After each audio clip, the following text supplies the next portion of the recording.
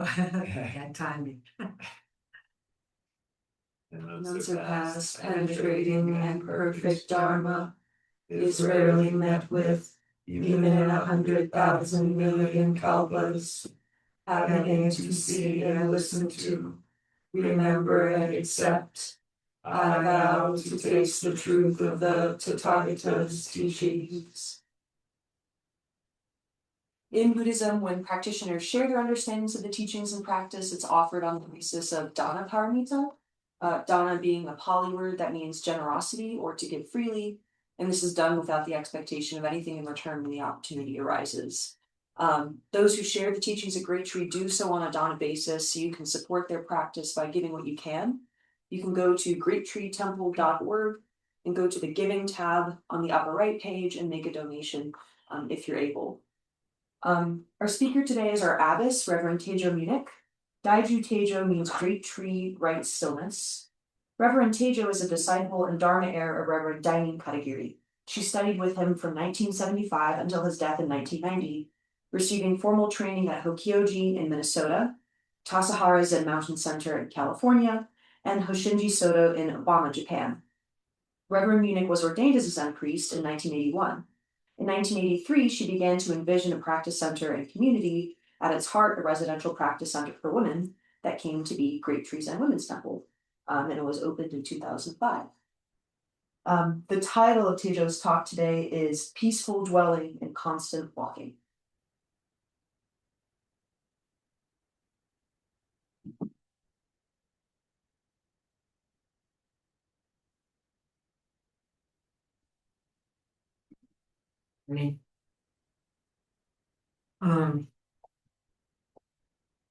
We've been reading this book in our study group of Mountains and Waters Sutra, and it's a translation of Dogen Zenji's Sansuikyo, which is means Mountains and Waters Sutra, which is a fascicle of the Shobogenzo, and also a commentary by Kumara Roshi, Shohaku Kumara Roshi. And so I've been very affected by this idea or this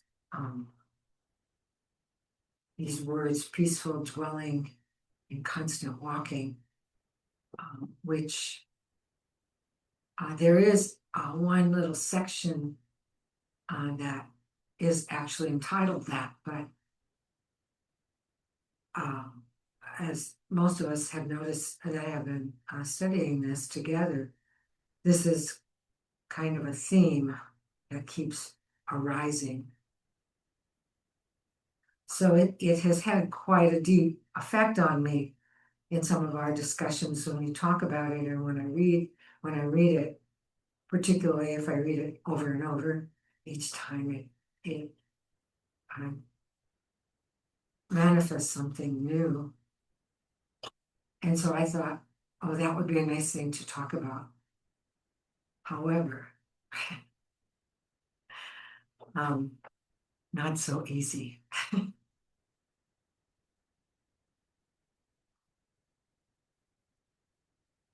And I went back and I dug out some of the early things that Okamura had said about it, had explained. And it seems that maybe he's been grappling with this, the meaning of this a bit too. And maybe that's why it keeps coming up. Maybe Dogen was too.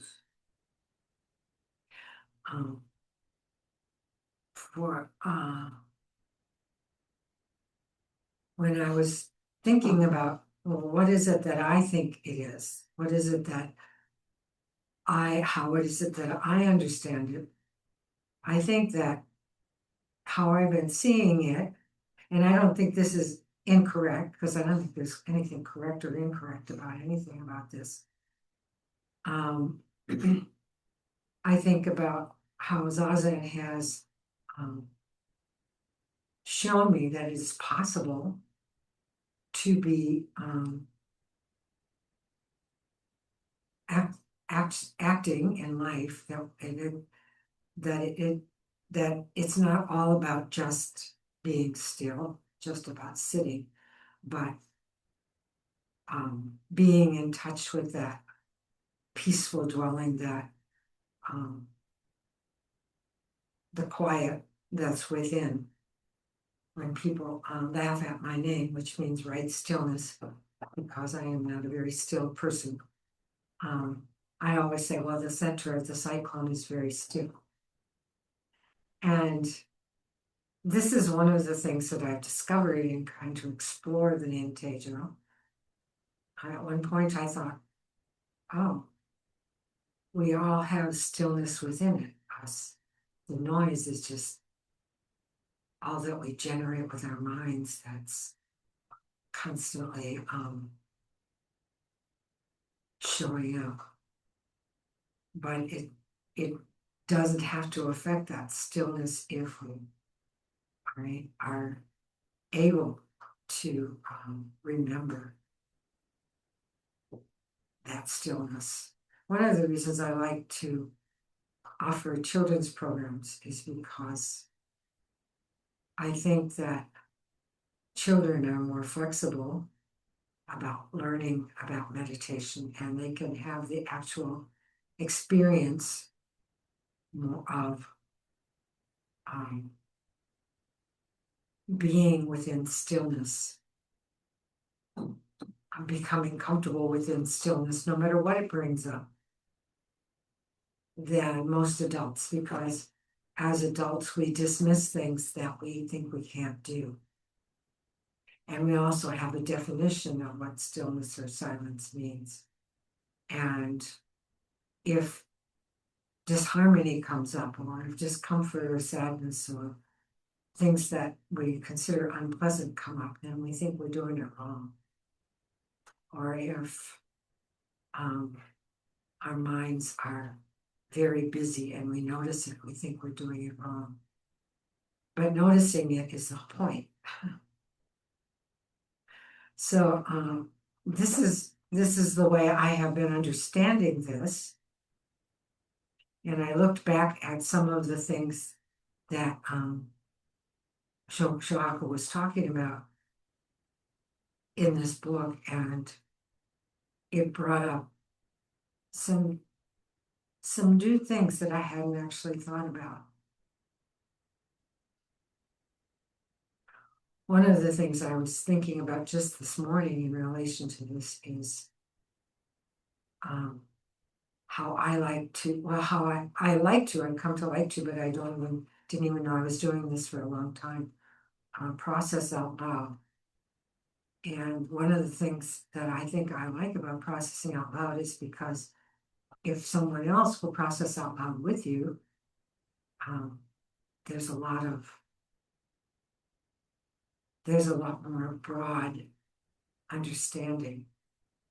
And I was thinking particularly in terms of our study group. Sometimes I'll read something, and we've just been reading this book section by section. Some of the sections are very short.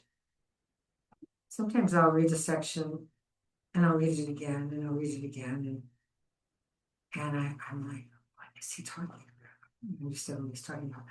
But then when we start talking about it in the group,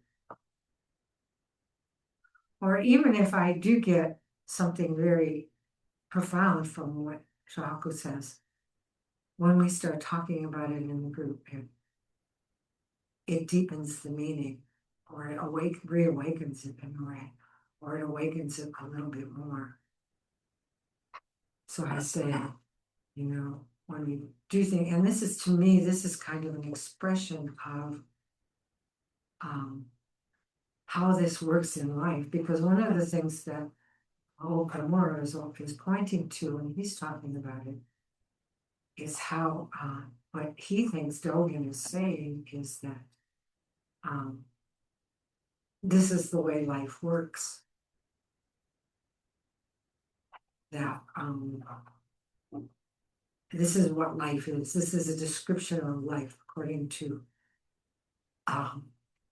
Dogen, according to Okumura's understanding of Dogen, that there is movement and there is stillness, and it's all part of the same activity. Someone in the monastery, in Hosshinji Monastery, when I was there was I think it was a Korean monk that came, and one of the things, he came for one practice period, and one of the things that he did before he left was he was very knowledgeable. Korean people seem to have a very good knowledge of Chinese, or at least the Korean people I've met. So he was taking everyone's names, the characters from everyone's names, and writing something about them in calligraphy, beautiful calligraphy. And what he wrote about Teijo, which means right stillness, is he wrote stillness in movement and movement in stillness. And I think this is what Dogen Zenji is getting to, is trying to point to. And this word Jiju Yuzanmai, which comes up in the Bendowa, which I'm chewing on for many years. This word Jiju Yuzanmai, I always say that it is the expression of what life is. Zanmai is samadhi, and Katagiri Roshi used to talk about samadhi in different ways, but I remember one of the ways that he described samadhi was oneness, or maybe shunyata, everythingness. I call it everythingness. It's usually translated as emptiness, but I think it's everythingness, and I think this is what Jiju Samai is pointing to too. And Ji means self, and Ju means to receive, and receive and give are all part of the same activity. So if you look at the early, the early versions of the character for to, which is translated as to receive, there's a hand reaching down, a hand reaching up, and there's a boat in the middle. So the vehicle of giving and receiving is what this character is pointing to. Now we just translate it into English as to receive. So it's a giving and receiving happening at the same time. And you, Jiju, you means to function. But when Ju, you, when Ju and you are put together, it means the joy of this activity of giving and receiving.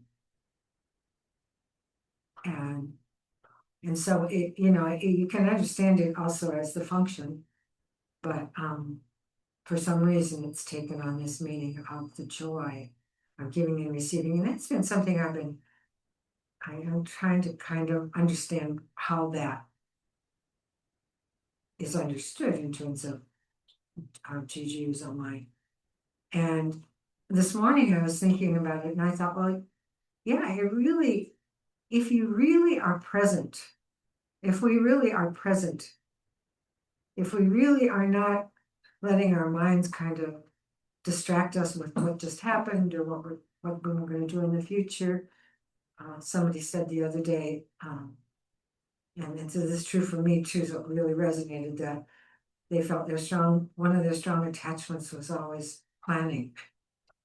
And I noticed this long ago when I was leaving the monastery one time to go on a kind of a time out. It's called Zanka. We could spend 10 days away from the monastery every 6 months.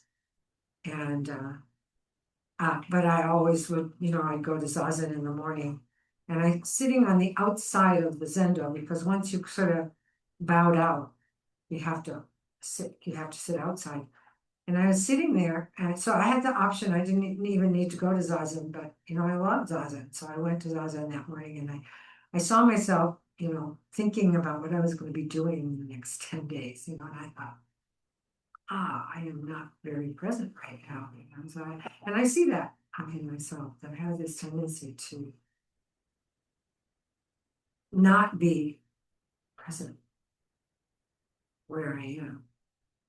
I think we probably all struggle with this difficulty, but Jiju Zamai is talking about when we are present, when we experience that, and we notice it in Zazen. That awareness comes up during Zazen. As we let go again and again. We notice our mind is busy. That's letting go. We notice we're obsessing about something we're angry about. That's a moment of letting go. Just noticing is letting go. So there's some joy in that being, as some people call it, in the flow. And I was always told by friends of mine that third day of Sesshin, it gets easier. And that's kind of counterintuitive, but I found that that was true. That there was, when I was active, I was head server for a year, and I really noticed that on the third day, there would be sort of a flow in it, and I wouldn't be so concerned about all the little details, and I wouldn't be so distracted by all the things that had been happening when I first came. And my theory is that by the third day, you've just worn yourself out thinking about all the things you do to distract yourself, and so there's just a natural letting go that sort of happens.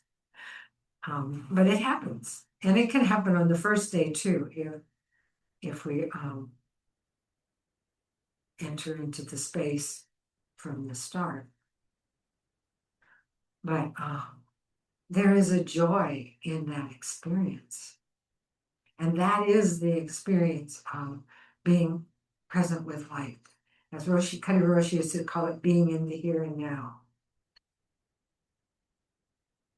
Because we respond to the moment. We respond to what is happening in the moment rather than figuring out what is the next way that what do I need to do based on our mind, our logic.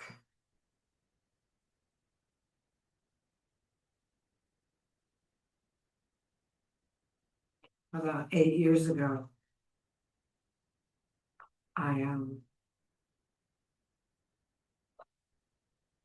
just got tired of being in charge all the time. And I just wanted to leave. I told Chinyo I said, I think I need to just go away for about a year. I didn't even get all the words out. And she's, no, you can't go.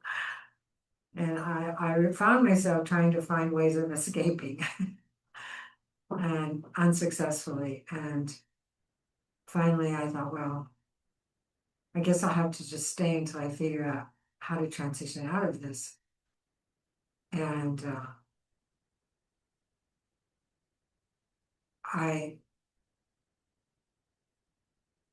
again and again, I get this feeling of being kind of trapped. Like I can't escape. And again, I have to recommit myself. And each time that happens, I'm a little more comfortable with it. And I'm willing to, and realize that there is something that I still have to offer and that I haven't managed to offer it yet, which takes me right back into Zazen practice. So this peaceful abiding, or I keep thinking abiding, but he talks about it as dwelling. But somewhere I must have come across that term peaceful abiding because it keeps coming up. So anyway, I was thinking about this just before I came out. I've been sort of struggling with, I got a couple of abscess teeth in my mouth, and it's been there for a while, but finally got unearthed by a dentist. And I've been kind of reacting to it and reacting to to the antibiotics too, until I get it fixed. And so I was resting, and I didn't come in to do zazen right before I came out. And I was lying there thinking, oh, I should be in there doing zazen because that will help clear my mind so I can give this talk. And, I thought, what, just do it here, Teijo. And so I was lying there thinking, what is peaceful dwelling now? And I fell asleep. And I thought, oh, I must have touched it because I fell asleep. Either that or I completely missed it.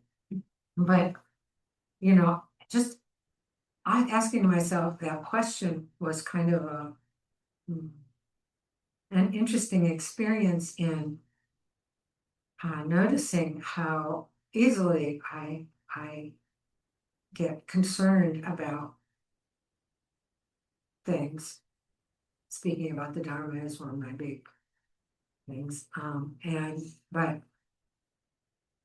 even knowing, when I used to go to Zen Center, at one point I remember spending just a lot of time really trying to prepare a talk, and so that it would have some coherent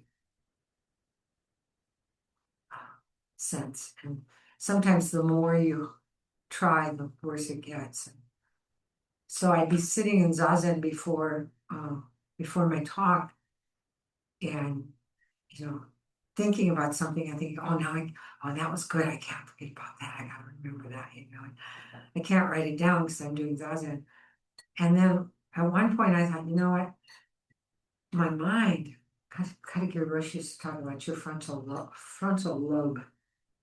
Called it a robe, but it's his Japanese English. How tight your frontal lobe gets when you think too much.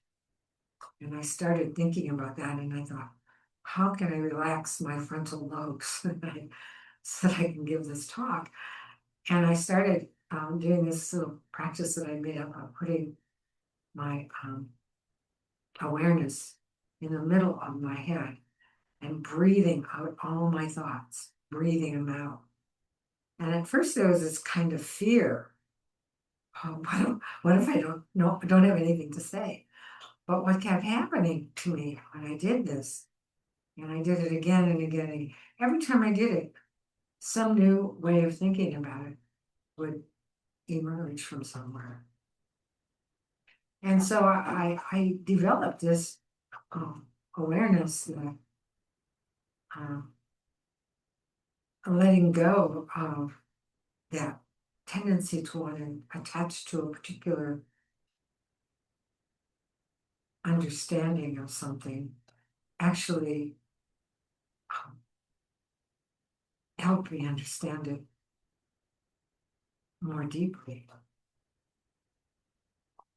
And I think that, I talk about letting go a lot. It relates to everything about Buddhist practice, about Zen practice. Letting go helps us to see what is there.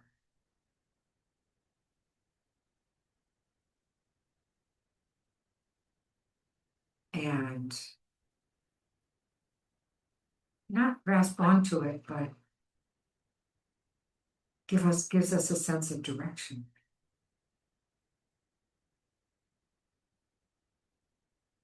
So as I took a lot of excerpts from the book, and I don't know, I didn't put them in any particular order. But they're all related, I'm sure. Dogen Zenji says that the mountain has two virtues: dwelling peacefully and constantly walking. Okamura's commentary these are the two sides of the mountains. In a sense, they are opposites. If we study only one side, just walking or just being still, our practice is not the true Dharma or the true Dharma wheel of the Tathagata. The Buddha's teaching always has two sides, being peacefully being still and always walking vigorously.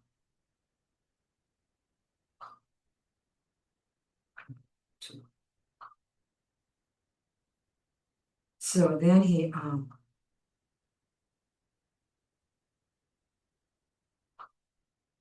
okay, so the quote from Dogen is, another quote from Dogen is, the mountains lack none of their proper virtues.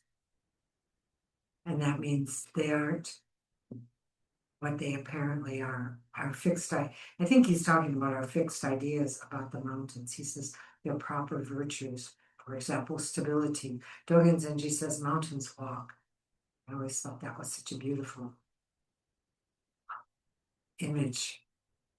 Mountains walking. When I studied geology, I came to the conclusion that rocks live because they're constantly going through a process, being eroded and becoming sediment and being compacted back together. And so I saw whole life cycles in rocks. And so we have this idea about mountains, that mountains are solid and don't move.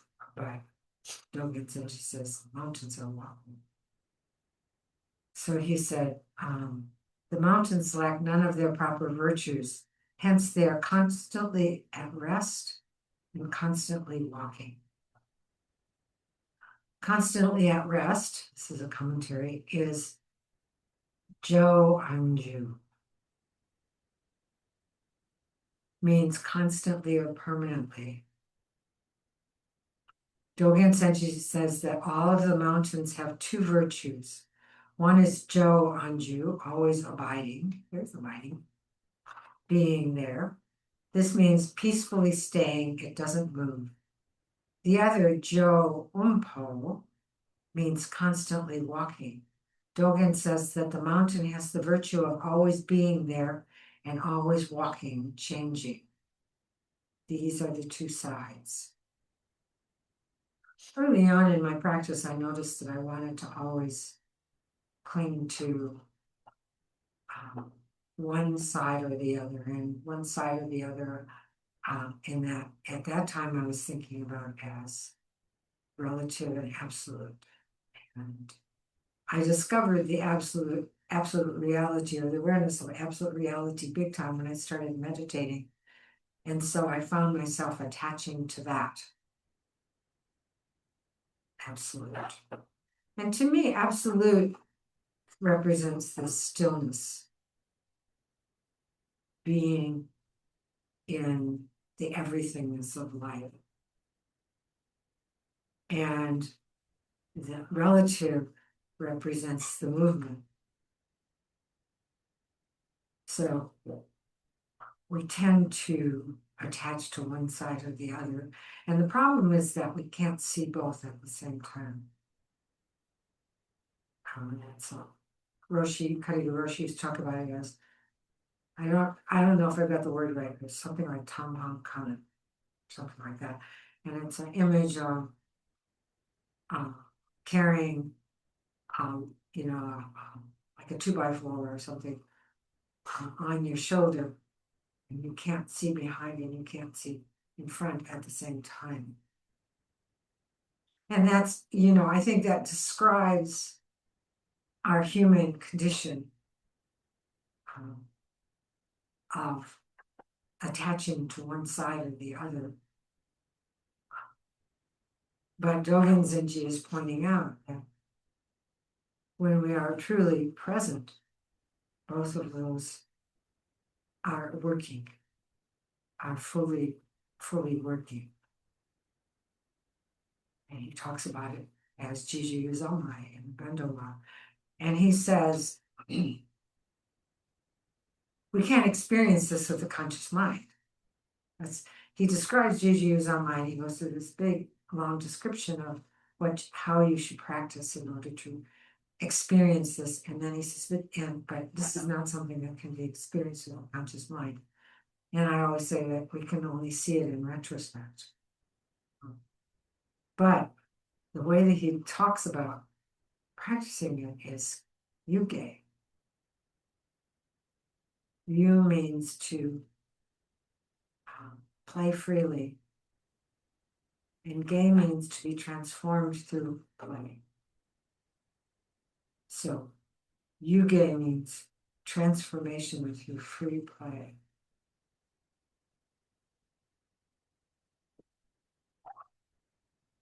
And this is how he describes Zazen. And this is how he describes the practice, how we should approach the practice. And this is the way we did when we were children. This is how we approached life. It wasn't something fixed. We were always kind of on a learning path, just kind of curious. And you see this in children. And then they start to put it together, start to make, you get into the relative world of school, and you have to make some sense out of it. You have to articulate your thoughts. So everything is seen in relation to what we already know, so that we can put it all together. And if it doesn't make sense,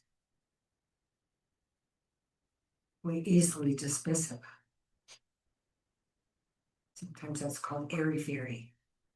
There was a guy at Zen Center of Asheville that used to say, "Oh, this is too airy-fairy." But I think airy-fairy can also be yuge. It can be transformation through free play.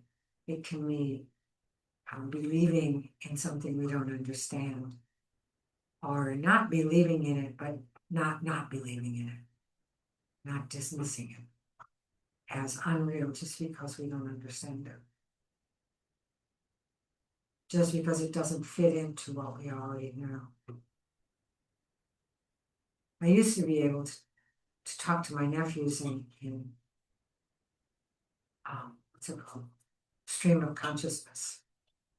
But I can't anymore, now that they've grown up. It has to make sense. It doesn't make sense to them. They doubt it. They have trouble believing it. Fortunately, they're both meditators, so that helps. But having this constant curiosity is so helpful. Meredith talks about it when she teaches about Alexander technique, about not having this fixed idea of posture, not holding our bodies, but having this curiosity always about what's going on with our bodies, and is there some way we can become more free. And this is something that we cultivate with our minds, whether we're doing it in terms of our bodies or whether we're doing it in terms of our thinking, our thinking or our logic. So I always say Alexander technique, that kind of body awareness has brought like a third dimension to Zazen practice, because we can allow our minds to become free through shikantaza, just sitting, just free play, but it's not the whole picture. We also have bodies. So if we're holding our bodies, we get actually to a point where we can't even do the practice anymore. We can't even do the sitting practice anymore, because our bodies have become so solid, so fixed. So just believing that there's not a particular way, and part of this is recognizing what our body habits are. I came to recognize my body habits through the pain I experienced in Zazen and through some of the difficulties that I had. I got to the point where I couldn't walk because my back was so out. So I thought, okay, I don't want to give up Zazen, so I got to do something about this. So that's when I started to explore things like chiropractic, Alexander technique, yoga, Tai Chi, and all of these things gave me information. And I'm glad I had that curiosity because, as it turns out, a lot of these things were caused by my mind being fixed on some way of sitting, some way of walking. I first encountered Alexander technique after I'd had severe sciatica and gotten to the point where it was resolved, but I was afraid it was going to come back. But I went to Japan anyway, thinking, oh, well, I don't know what I'll do. I guess I'll just have to leave if it comes back. And I started to have twinges of it. And like very shortly after that, a woman came to the monastery from Switzerland who was a retired nurse who had become an Alexander technique teacher. And my chiropractor had been telling me to do Alexander technique for a long time. And I just had not encountered a teacher, so it just hadn't happened. And it was something that wasn't part of my understanding anyway. I didn't really know what it was. And this woman and I became friends very quickly. And she was like me, she was a very pushy person. And I loved her anyway.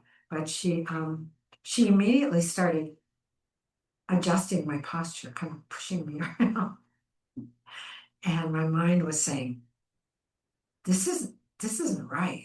This isn't right. And I didn't even really notice that my mind was doing this. But at one point, she said something to me that made me see that I was resisting some of what she could tell me. And as soon as I saw that, I let go of something, let go of a habitual way of thinking about my body. And I started to see the source of my sciatica. It had something to do with the way that I was walking. And there's a lot of walking when you're in the monastery. When you go up for takuhatsu, particularly in the fall, I figured out we probably walked 25 or 30 miles doing takuhatsu in the fall. And it was like every other day. And that was about the time that sciatica was showing up. And it was about the time that my friend showed up from Switzerland. And so this kind of flexible mind, we can get it through our Zazen practice. A teacher in Japan said to me one time, just do Zazen and everything will fall into place. And I remember thinking, I knew that. Because I remember realizing that quite early, that things fell into place when I just sat down and shut up every day. Yeah. Often enough to not get so caught or to notice how I was getting caught by the thinking, not just my own thinking, but thinking of the relative world in which I live. I was thinking this morning about how I process out loud, and I feel like I process things much better when I'm doing it with other people. For example, I don't feel confident. I don't like my own writing, but when somebody else comments on it or gives me new words, it takes on another life. So this has always been my way of doing things. And it's not it's not always so good, you know. Sometimes it means I don't think things through well enough. Say something, and sometimes it means that people who don't process out loud take whatever I say to be something to act on. This has happened to me too often. But the other thing I notice is that the, the way of the sort of culture in which we live, or maybe the way of the human condition, is to want to solidify things. When I was young, we had little booklets for preparing for confession that listed which activities were sins against each commandment. So there was a very fixed idea of good and evil. And that is very much part of our culture. And to think in that way is very limiting in relationships. We already think in that way. That's why you get into conflict, because my way and your way may be in conflict. And so rather than discussing it, we get involved in a conflict about it. But this is something that, you know, is really cultivated in our culture, not only in terms of good and evil, but you know, just the way we function in society is there are some very fixed ideas about it. So Dogen Zenji, you know, he was people think, oh, Dogen Zenji, he's so great, you know, because he brought Soto Zen, the spirit of Soto Zen, into Japanese in Buddhism. And Katagiri Roshi, who was a Dogen fanatic, brought it into American Buddhism, American Zen, and Okamura, where she is doing the same sort of thing. And so there's a tendency to kind of, without necessarily understanding what Dogen is saying, kind of revere. But in his time, he was seen as kind of a rebel. He was one of those people that was starting a new religion, kind of. And virtually everything he says in his writing is contesting the way of thinking about things in Buddhism at that time. And he says things that have apparent contradiction, but such as being still and walking are the same activity. And he says about the heart sutra, you shouldn't say form is emptiness, emptiness is form, because that creates a dichotomy in your mind. You should say form is form, recognizing that emptiness is part of it, or emptiness is emptiness. Emptiness and form are relative and absolute reality. When I read that, I was like, oh my gosh, I do think form and emptiness as two separate things. And I think about going from form to emptiness, or emptiness to form. But it's all part of the same activity. So I think this is what he's trying to get at least this is where I'm at with it. And maybe some of you have some comments. I see there's a couple people here that are part of the study group. Maybe you have something to say about this.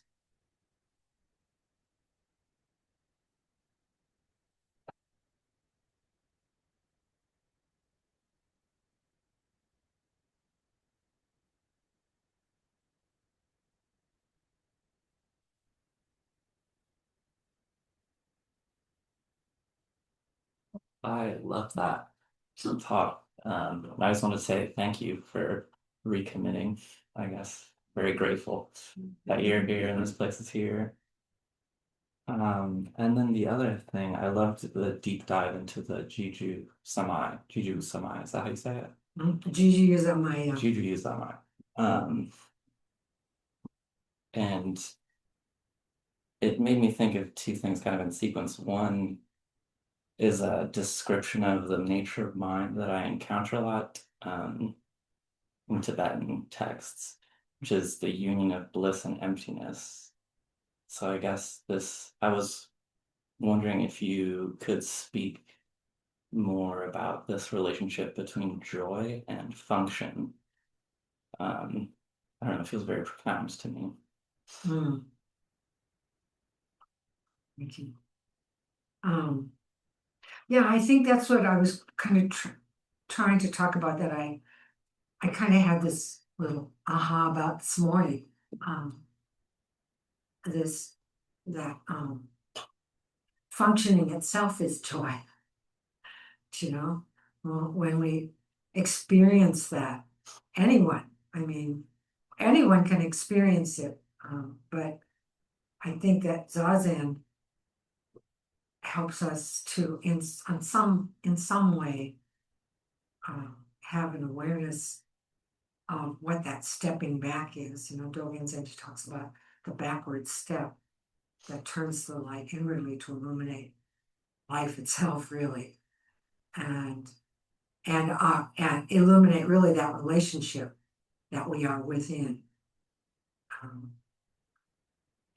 And so anyone can have the experience of being in the flow, so to speak, and we all like it, but it's a little bit random in terms of our awareness of why we're experiencing it, and there's this tendency to say, kind of when you get in the flow, oh, now I got it right, or if you're not in the flow, oh, now I got it wrong. But Dogen Zenji says, it's, don't not to look at it in that way, to just see the big picture of life. And when we do, when we experience the big picture of life, which you've probably encountered this in the Bendowa, anybody that's read the Bendowa, or I heard it from Katagiri Roshi before I ever read the Bendowa. He said, Dogen Zenji says that every time we sit down, that is awakening. And I remember when he said it, I was like, oh, that's so cool. That's so great, But it's hard to believe that, because what we see when we're sitting there is how busy our minds are, or what we're obsessing about at that moment, or how we're feeling, or but those moments when we see it, that is awakening. And every time that we awaken to how busy our mind is, we are less inclined to believe that busyness is so useful as we usually think it is, So the longer you do Zazen, the less faith you have in that logical mind, kind of shows you the delusion there. And so I feel like Zazen, doing it again and again, keeps taking us to that experience of letting go. Even if we say, oh, I'm thinking too much, I got to do something about it. We anyway had the experience, even for a second, by noticing it. And there's joy in that. I always tell people, when I first started sitting, people used to say to me, my friends who didn't do meditation, they say, why do you do that? Why do you sit and face a wall? I said, I don't know why, but when I get up, I feel different. There's that joy, kind of. And yet, when you're not doing it, there's that feeling of, oh, I don't want to sit there. I could have pain.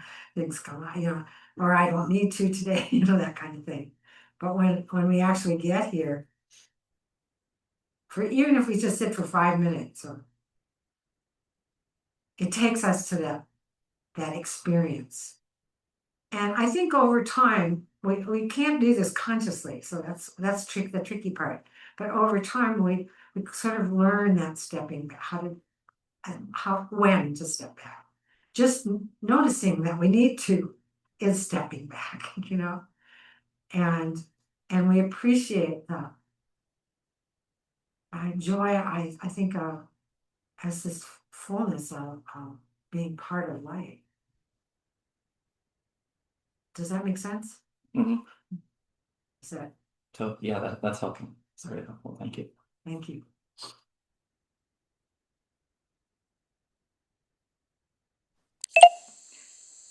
I wanted to just say that your talk kind of brought me a brand new awareness. I spend time with someone who has some serious dementia, and I am just feeling so much gratitude to him because what you were saying, it meshes so beautifully with what happens to me when I'm with him and really present with him. And what he's aware of, he's not worrying about a whole lot of stuff in his mind. He is right there where we are. And if the treetops are moving, that can be, that can be what he is aware of. And when he shares those kind of things with me, and I really do want to be with him because I know he feels less isolated, according to his wife, if he can be with somebody other than her, poor thing. And so we share that experience, and it is so being here now, it is so what is wonderful when it happens in Zazen. And it's because, Joe doesn't have that layer of other static in his mind at all. And it's a real precious thing to be, sharing that kind of way of being in the world. Mhm. Yeah. Thank you. Thank you for making that connection. You made the connection.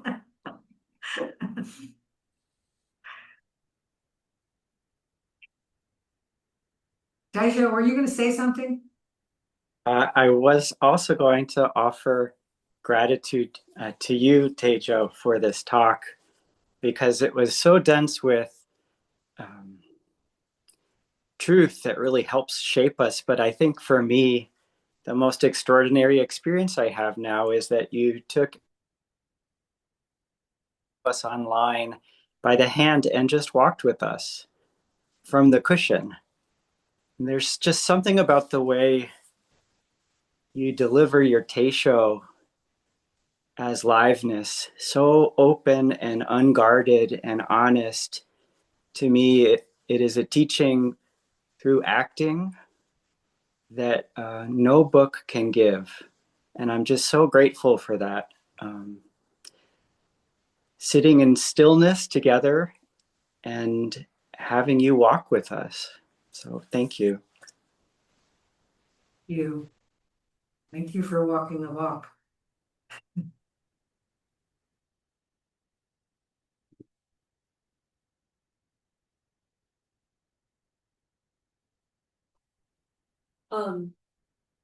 The other day, Joe was telling me about he's reading Opening the Hand of Thought, and which I think Okamura Roshi also wrote part. It was involved in that. She like edited and translated. Yeah, originally it was called Approach to Zen, but he didn't. I don't think he did that translation. It's Uchiyama Roshi's teachings, Okay. and so Shohaku went back and retranslated it. So it is his translation Okay, I see, right. of his teacher's writing. But Joe was telling me that there was one part where there was a description of meditation as like putting away all your toys, right? Like all the distractions that we have or whatever, all these toys, and putting them away. And then you started today talking about yuge and how zazen is also a kind of play.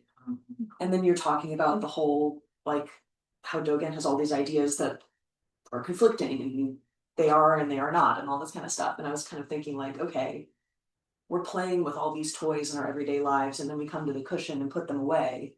but then we play with this other toy. Mhm. That's just like our consciousness or whatever. Mhm. And it's just, I don't know, I find it funny and also kind of confusing, and I don't know. Yeah, that's really a good way to put it. And you know, in their tradition, they don't even have like sashins in that practice. There's no work period. There's only meals, zazen, and sleep, and well, tea. There's no work period. There's no chanting.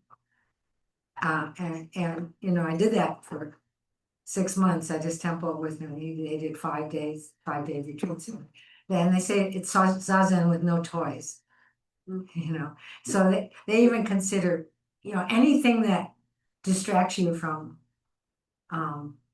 sitting itself, they consider a toy. And so, and no lectures. And so Shohaku and I used to lead retreats at Southern Dharma together for a while. And he used to complain publicly about having to give talks because he said, it disturbs my zazen. So he felt like even that was something that, you know, will distract us.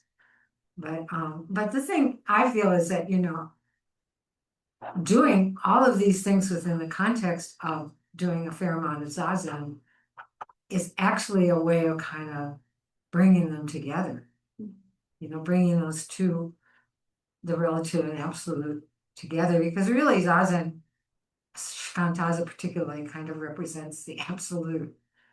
You know, our experience, whatever we can experience of the absolute. And yet, you know, there's activity. The mind, Uchiyama Roshi says that we can't stop thinking because thoughts are secretions of the brain, just like, you know, gastric juices are secretions of the stomach. But he said, you know, just like if we secrete too many gastric juices, if we secrete too many thoughts, then we get sick. So there's this balance, I think, that he's alluding to. Yeah, that's a good book. That's a really good book. Yeah, Right? I think when you mentioned like free play as for like zazen, to me that was like different than like the toys we're playing with in life, because it's almost like I think the difference is like rules. It's like we have all these kind of rules, relative rules to play games with in real life, and when we sit, there are sort of no rules. You're just kind of stuck where you're at, and you maybe can create the rules, but you could also let go of all the rules. And I think the crux of that point in the book is that like when we die, there are no more toys. And so maybe get used to it a little bit as long as you but yeah, thank you, Anderson, for very nice talk. And thank you, Tonkyo, who actually gave me that book. Oh, thank you for giving it to him. Yeah, that is a very good book.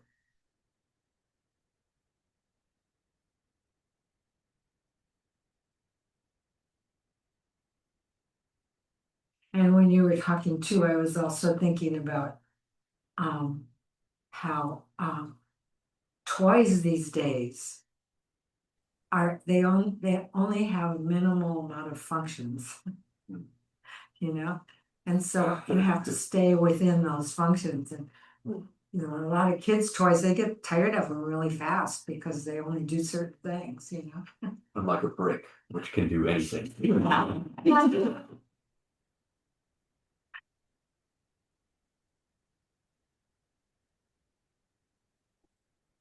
Kyojo Dokan Pardon? continues. Kyoji Dokan, if I'm not pronouncing it right, Kyoji Dokan. Okay, okay. What is it? Kyoji Dokan. Kyoji Dokan. Gyojji Dokan. Continuous practice of the way. So like Echo Hensho, processing out loud with you, Teijo. Oops.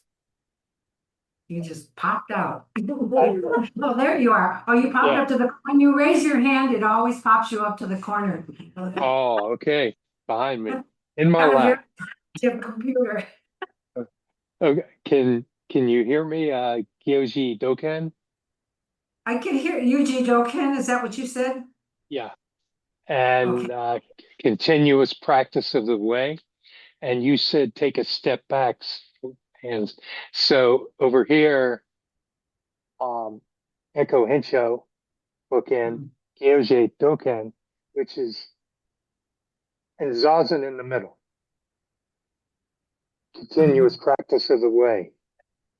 Continuous in the movement from stillness, internal, through Zazen back out. That's what your talk conjured up or summarized in my mind. Mhm. And how that it's said that's the enlightenment that it's not something far off, but right here, this moment, the experience of it wherever we are. Yeah, So that's what brought up to me. The book ends with Zazen in the middle. Yeah. yeah, Thank you. thank you. Yeah, that the experience of awakening or enlightenment is not something separate from us. It's, we always are chasing after it, but it's actually being in the moment. Thank you. Any other thoughts? Oh, it's 11:09. I'm sorry. We've gone over. So I think maybe we should just finish up. Thank you all. Thank you for being here. I have a couple of announcements coming up this week. So the Zen Center of Asheville has their Zazen and Dharma talk this Tuesday at 7 p.m. And the speaker is going to be Jim Yakuzan Barnum. The speaker here for next Saturday is going to be Reverend Chinio, our beloved Chinio. And she doesn't have a title for her talk yet. So Oh, really? yes. Okay. Well, she always maybe comes up with something good. she doesn't like to make titles. she'll just say something. She'll say something meaningful. Yes. And that's kind of it for this week, but I also did just want to put on people's radars that I'll be sending out the December newsletter pretty soon. And that includes precepts that will be offered in 2026. So if you're interested in that, you can just send me an email, info@greattreetemple.org, and I can give you some more information about that. And a week from Sunday, December 14th. Oh, and yes, thank you. A week from Sunday, December 14th, at Urban Dharma is Buddha's Enlightenment Celebration, as well as a bake sale fundraiser. So that'll be from 2 to 4 p.m. I believe there'll be a bit of sitting and then this bake sale that'll happen after that, after the There'll be a celebration. ceremony too. Yeah, sorry, yeah. 2:30. And celebration, and then this bake sale will be happening afterward. So you can bring something to sell, or you can buy things to bring to your holiday parties and things like that. But next Sunday, December 14th, Urban Dharma, 2 p.m. And I'll be sending out some flyers on the mailing list too to remind you. But yes. And the other thing that we've been talking about a little bit, Genjo and I have been talking about a little bit, I think you guys were in on it too, is the idea of maybe even selling some baked goods to sit down and kind of have a little party. So we're going to be setting that up too. So if you want to just come and we'll have hot tea and Oh, like things to enjoy there. things Like- to like- enjoy there, yeah. Yeah. See. Just sit around and enjoy each other and enjoy sweets, or you can just buy something and leave, or you can just bring something, come to the ceremony and leave, however you want to do it. This is a really busy time. It's from 2 to 4 at Urban Dharma. So if you're in the neighborhood or if you want to come to the neighborhood, please join us. Okay, thank you. May the merit of this practice May the merit of this practice benefit all beings benefit all beings and bring peace. and bring peace.